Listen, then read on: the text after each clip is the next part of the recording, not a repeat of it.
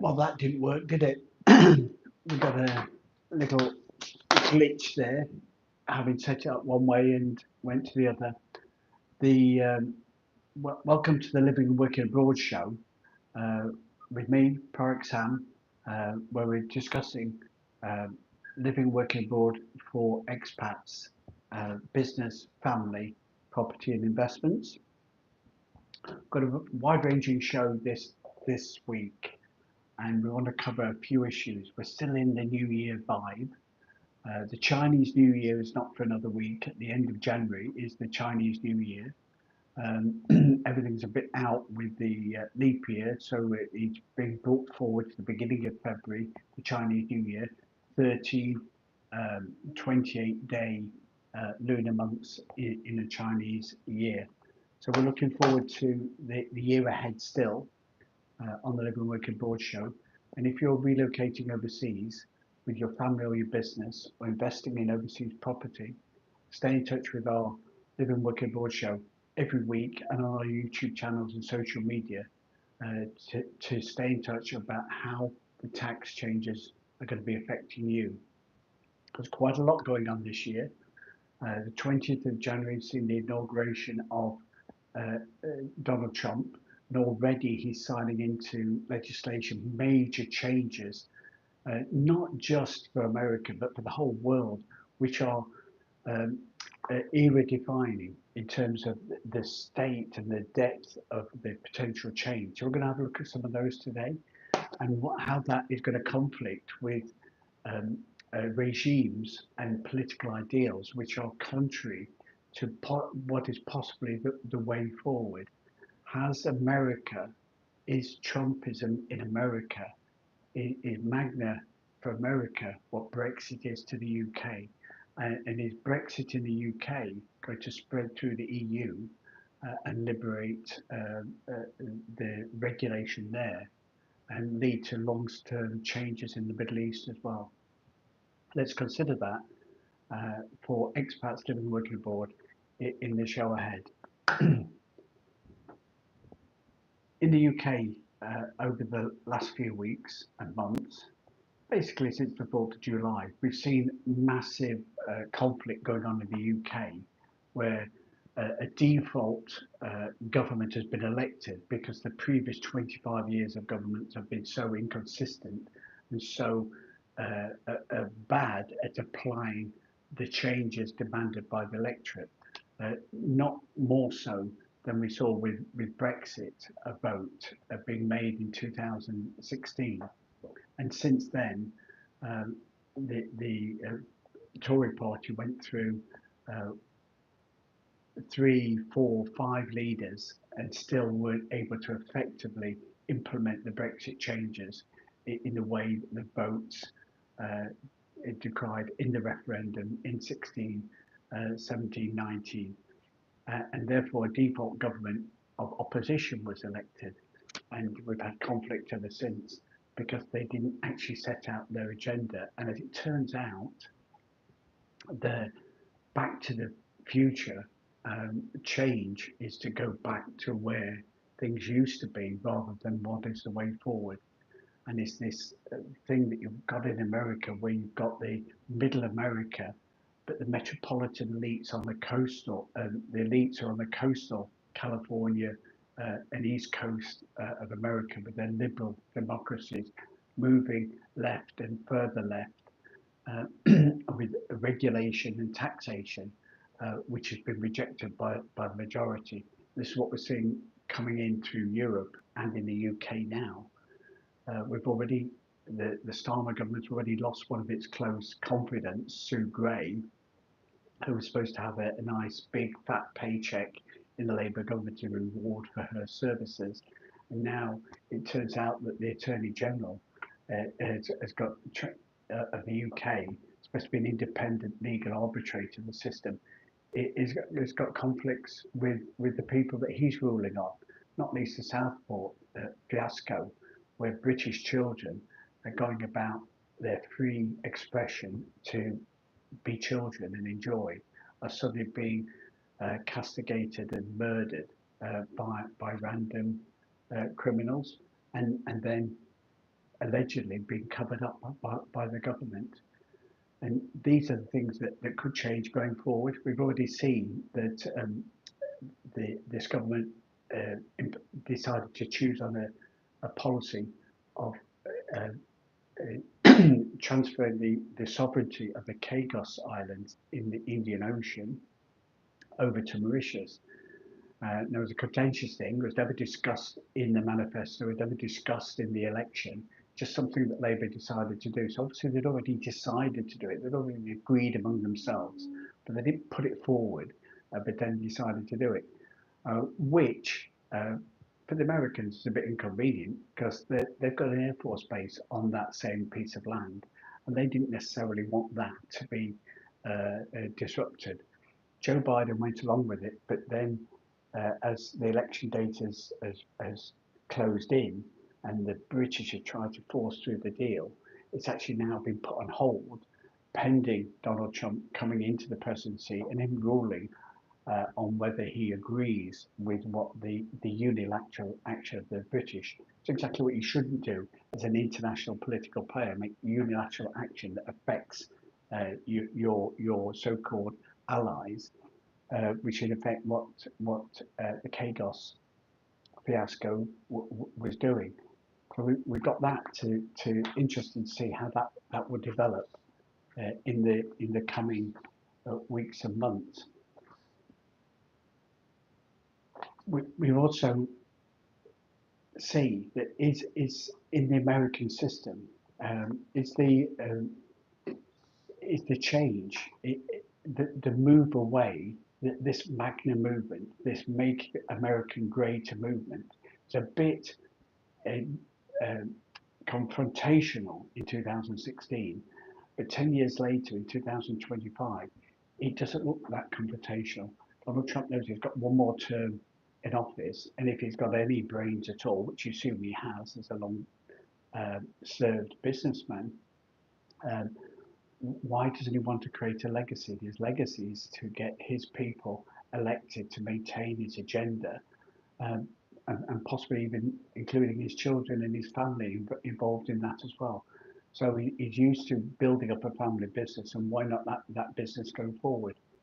So make America great again. That Magna cause has become not just a personal issue; it's now a movement.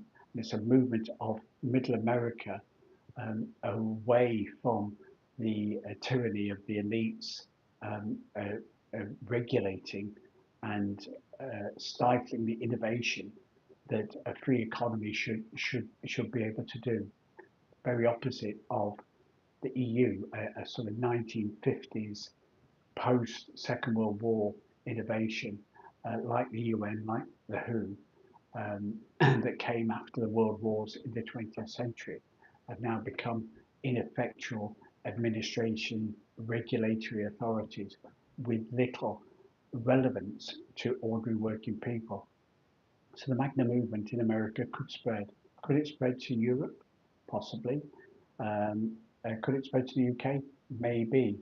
So I was looking at the Magna acronym and thinking of how we could do that.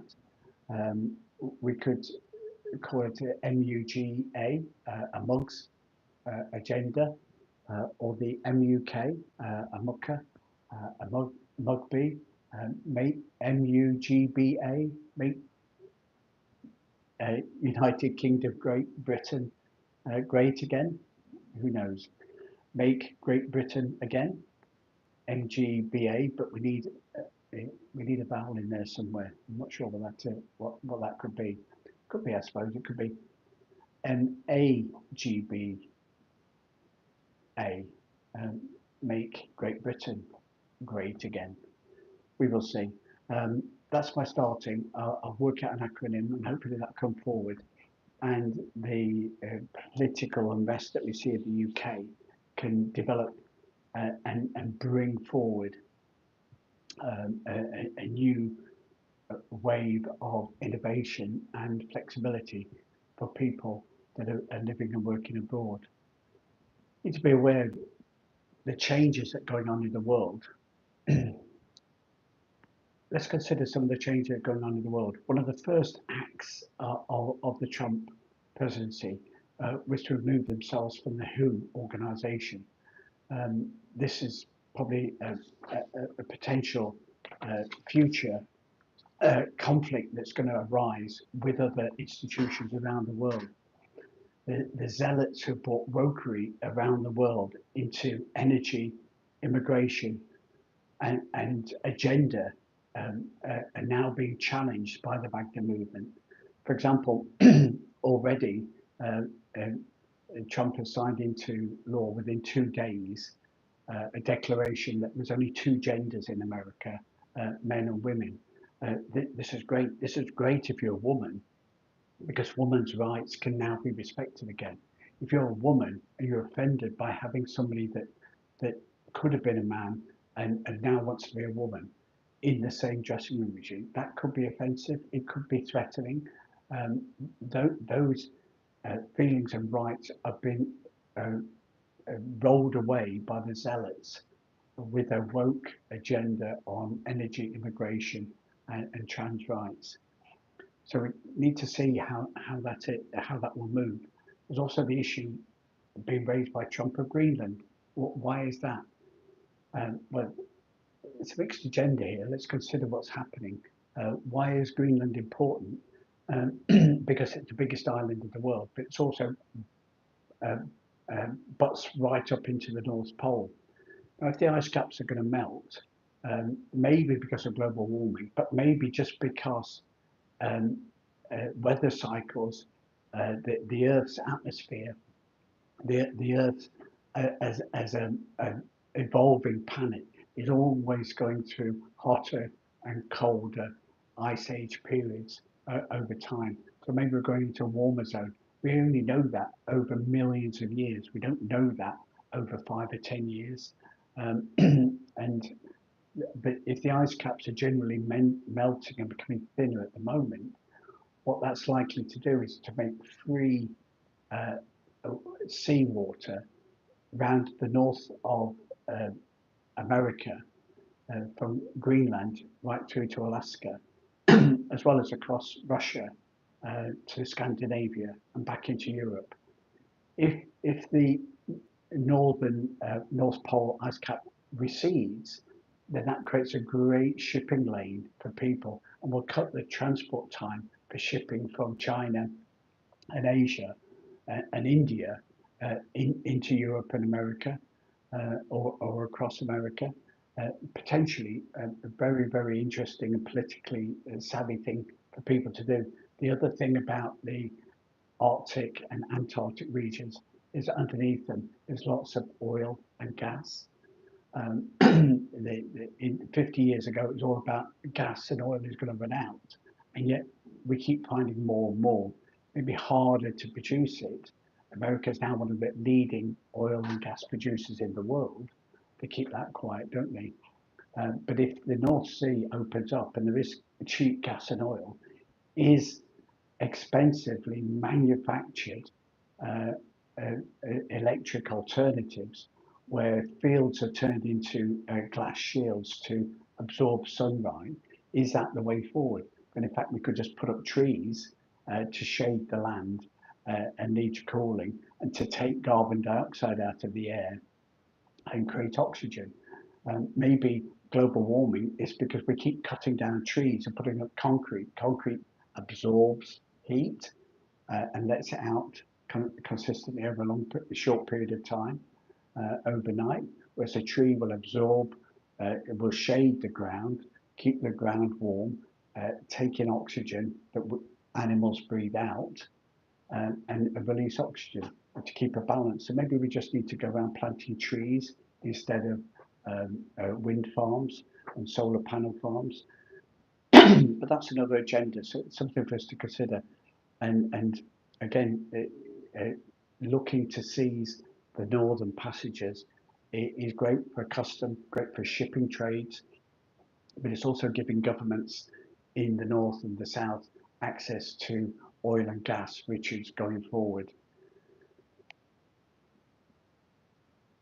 Will Trump unite Middle America against the elites in his country? Will he extend that influence outside America so that the metropolitan elites in Europe and other countries around the world are weakened because of that? Will they be able to enforce legislation that says if you enter a country illegally, it's a criminal act and we can deport you back to your home country? That is what the law allows, and it's maybe what we'll see again. It may be that the populism uh, depicted by the MAGA movement of Trump is not in fact right wing. Maybe it's not in fact fascist. It's just different to the left wing socialist and social democratic approach that has dominated Europe and America since the Second World War. People want freedom to innovate, freedom to mix, to meet the people that they want to do, to say the things they want to do, to practice what they do within the law. If the law of a country has got a religion or a constrict and the people of that country agree to that, that's fine. But each country should be able to have make itself great as a great country that is.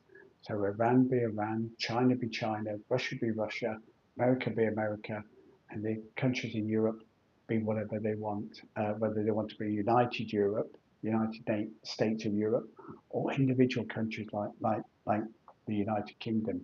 It's actually a combination of 4 or 5 countries anyway. So we'll see. This is what we're looking forward to: is that straight, blunt talking, uh, potentially to represent the people, possibly to create a new elite, but certainly to disrupt the history of the last 70 years and bring about a revolution where uh, a liberal Democrat is able to have free speech without fear of prosecution and fear of the thought police rounding you up and putting you in prison for speaking your mind. So we'll see on that. For more information, guys, on uh, which countries are free and able to move in and what the regulations, the tax regulations are in each country around the world, stay in touch with us at the Live and Work Abroad Show or follow us at partnership.com. So on Trump, we've also seen uh, uh, an opportunity to top that or to tax that. What do we mean by this?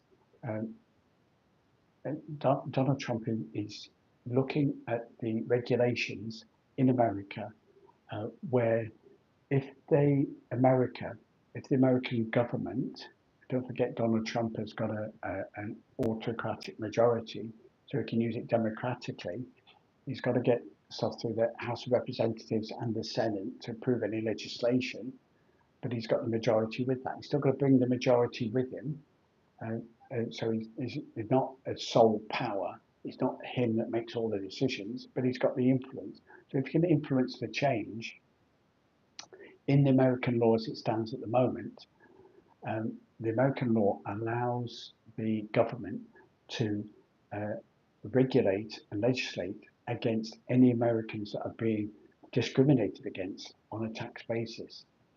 So if a country around the world discriminates against American business or corporations, the American government have got the right through the IRS to double the tax rate that the that individual entity or country will suffer under American tax for any work that they do there. Um, this is quite interesting because one of the big projects of the last 15 years has been a minimum corporation tax rate. The OECD, based in Paris, backed by the EU, have tried to introduce a 15% minimum corporation tax rate around the world. This was supported by Joe Biden, not supported previously by Trump. So Trump is avowedly against this legislation and will stop and withdraw uh, America from this agreement. What does that mean? The attempt of the 15% minimum corporation tax rate around the world was to mean that any country around the world that was a signatory to the exchange of information to be a compliant tax country and to behave fairly, to tax people fairly around the world, um, wanted to make sure that countries couldn't compete for expats, expat business and expat individuals around the world by changing their corporation tax rate. This is true in in in, in, in countries where in the Caribbean or Belize or Seychelles you could form a company with 0% tax. The Middle East have seen regulations improve and small sales taxes introduced as a part of this OECD push for countries to be compliant, not to be deemed to be a tax haven. But if a country is deemed to be a tax haven, then it's not compliant with your home country. If there's no double taxation with your home country, then you as a business or an individual are going to be taxed in your home country, even if you're an expat living and working abroad. So Trump is quite anti this OECD proposal on the 50% minimum corporation tax rate. The EU has actually already signed up to the policy and they've agreed to do that. Even so, um, uh, EU countries aren't all applying that yet, although there have been some specific reversals in Spain and Portugal and potentially Malta to change the arrangements so that these countries have to charge more tax. There's a hearing going through with the Malta tax regime at the moment. We're expecting a judgment on in 2025 to see if they can continue to do what they want to be a competitive place for corporate business.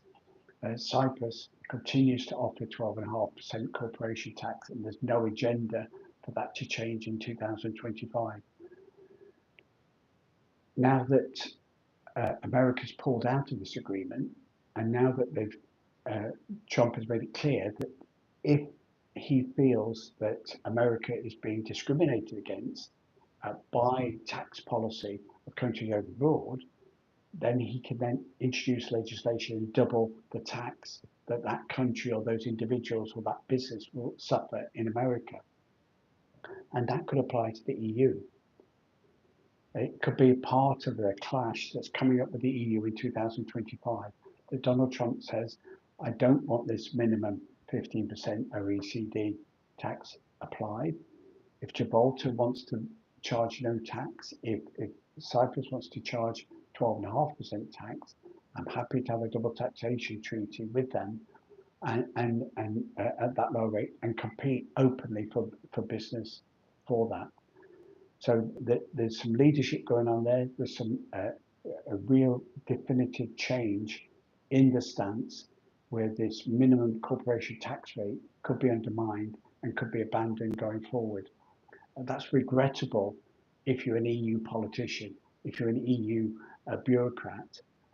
But as we suggested already today, America innovates, China replicates, and the EU regulates. And we need the freedom to enjoy the opportunity to invest in investments, in property, in business, to create wealth for ourselves and our family going forward. This is what Trump and the MAGNA movement could generate for the world in the 4 more years ahead.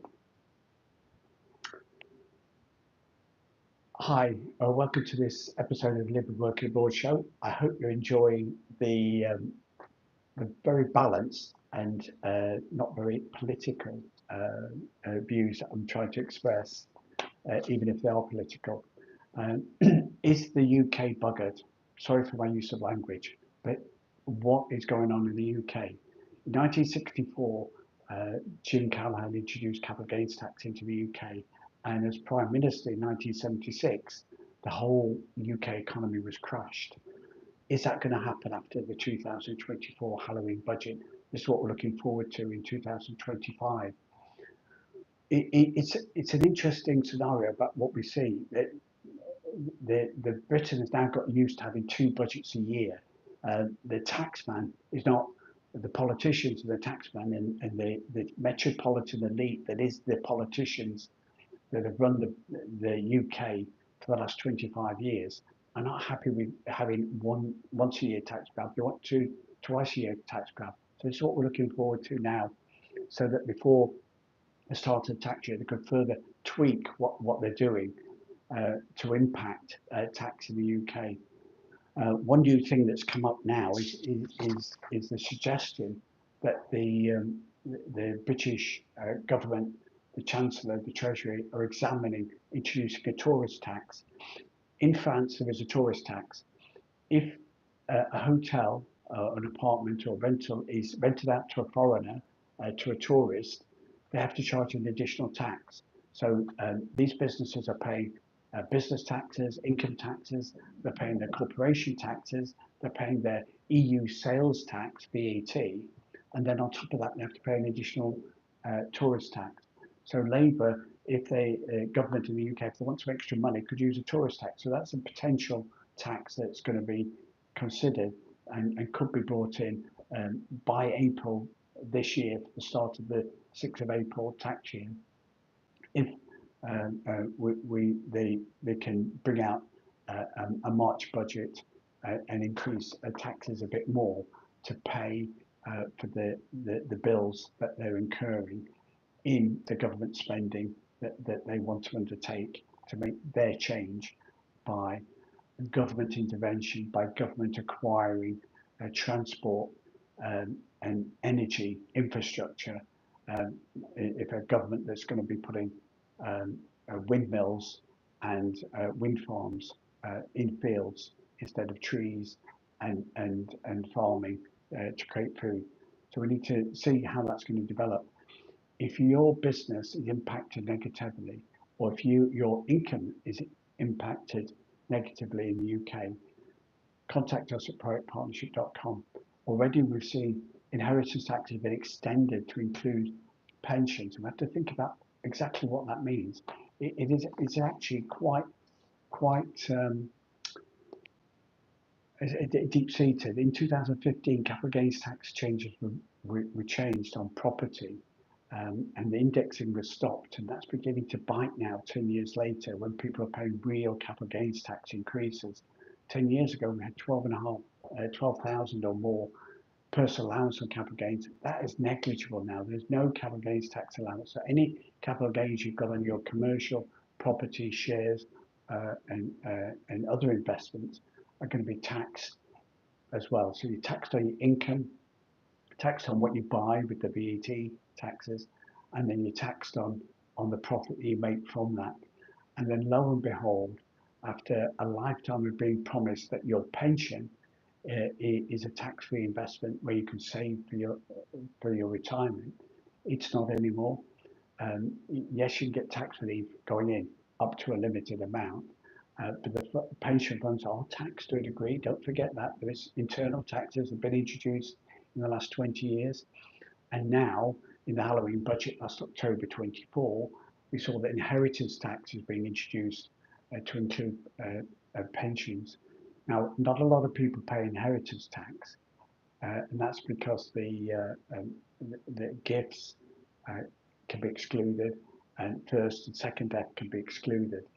Um, but by including and adding pensions to the total, which previously weren't in the maths of this, suddenly, if you could have, um, if your pension portfolio is producing 5%, then a 500,000 pension fund is producing a 25,000 pension.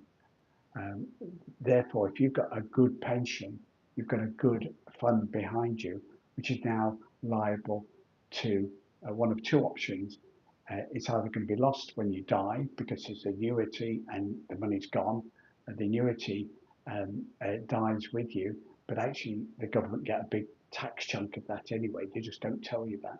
You buy the annuity for the guaranteed income of your lifetime, and that annuity, when you die, doesn't stay with the investment company, the pension company.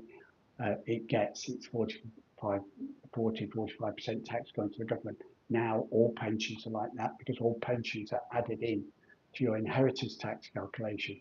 So it's your property, your investments, your savings, your wealth, and now your pension fund as well. So any reasonably successful business person could have 3, 4, 5, a million, 2 million pounds in pension funds, which have saved very tax efficiently over their working life. That's now part of your inheritance tax liability. And therefore, real action needs to be considered. Not many people pay inheritance tax at the moment, but that's going to increase rapidly over the next 5 or 10 years as people are dying with significantly big pension funds that they thought would be free of inheritance tax when they built them up over the last 60 years, thanks to that Halloween budget. So how can you manage that situation?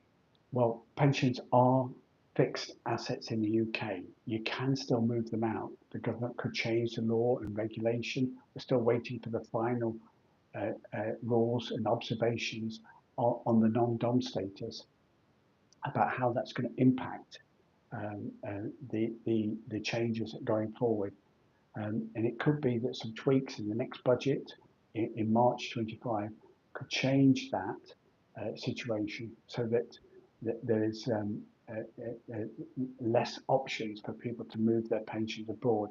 If you are an expat at the moment, you can relocate abroad, you can move your pension abroad and potentially get it into a tax-free location.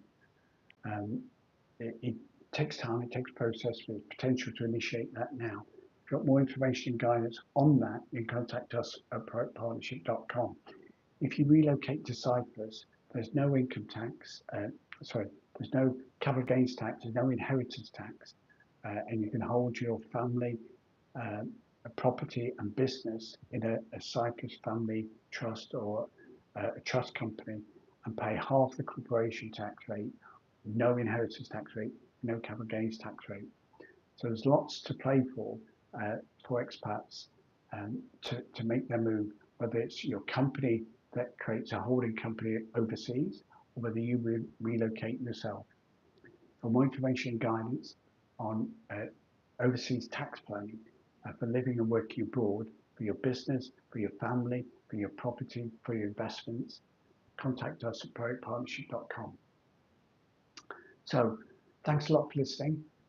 If you missed some of the show, go back to the beginning, watch it again, watch out for highlights and follow-ups in our social media.